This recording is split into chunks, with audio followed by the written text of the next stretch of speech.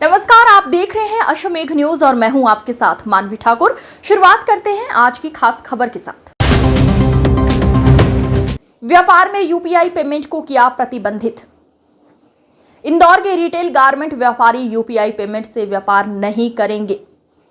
पिछले कुछ समय से यूपीआई पेमेंट के जरिए कई फ्रॉड मामलों में हुई धोखाधड़ी के कारण उनके कई व्यापारियों के अकाउंट फ्रीज कर दिए गए थे।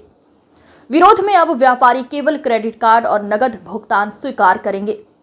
इंदौर के रिटेल गारमेंट व्यापारी एसोसिएशन के 600 से अधिक व्यापारियों ने इस फैसले को समर्थन दिया है। इस फैसले से व्यापारियों को उम्मीद है कि इससे ऑनलाइन फ्रॉड की घटनाओं में कमी आएगी और उनका व्यापार सुरक्षित रहेगा। एसोसिएशन ने सरकार से इस मुद्दे पर सख्त कदम उठाने की मांग की है। ऑनलाइन भुगतान के सिस्टम में सुधार करने और सुरक्षित लेन देन का माहौल देने के लिए सरकार को कदम उठाने चाहिए। जब तक सरकार की ओर से इस संबंध में कोई ठोस रणनीति तैयार कर इसका उपाय नहीं निकाला जाता, तब तक वो यूपीआई पेमेंट पर व्यापार नहीं करेंगे। सर, इस तरीके का आपने पेमेंट बंद करा है, ऑनलाइन पेमेंट लेना व्यापारियों द्वारा बंद कर दिया गया है सर। हम व्यापारियों हम भारत सरकार की ऑनलाइन पेमेंट की व्यवस्था के भागीदार हैं। हमको एक बड़े धोखे से गुजरना पड़ गया है। इन सब चीज के चलते हमको दिक्कतें पैदा हुई और दिक्कतों में हमने अपने आप को एक बड़ी मुसीबत में डला हुआ एहसास कर रहे हैं। तो हमको लगता है कि हमें कहीं ना कहीं भारत सरकार का ध्यान आकर्षण कराना पड़ेगा। इसलिए हम लोगों ने यूपीआई पेमेंट को बंद कर दिया है। हम लोग क्रेडिट कार्ड और कैश के बिजनेस की तरफ बढ़ने लगे हैं।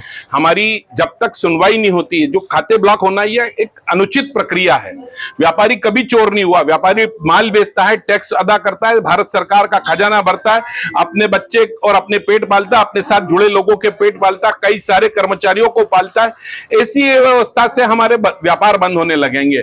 खाते बंद करना नीतिगत नहीं है। खाते चोर को पकड़ना चाहिए, चोर के व्यापार करने वाले को चोर मान लिया जाए, ये कतई नहीं होना चाहिए। कब से पेमेंट बंद कर रहे हैं? ये अभी 5-6 दिनों से हमारे पास एक शिकायतें आने लगी है। 20-25 व्यापारियों के खाते बंद हुए हैं। हमने एक मुहिम शुरू करी है। जब तक हमारी सुनवाई नहीं होती है तब तक हम कैश का व्यापार करें, कैश की तरफ रुझान रखेंगे। जो भी फर्क आएगा वो सही है, लेकिन व्यापार जागरूकता जरूरी है। साइबर फ्रॉड बहुत बड़ा हो रहा है और हमको लगता है कि इसमें देश ने विदेशी चैनलें काम कर रही है।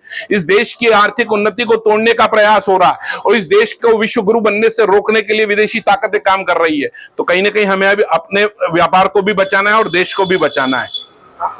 अक्षय जैन, अध्यक्ष इंदौर रिटेल गारमेंट एसोसिएशन।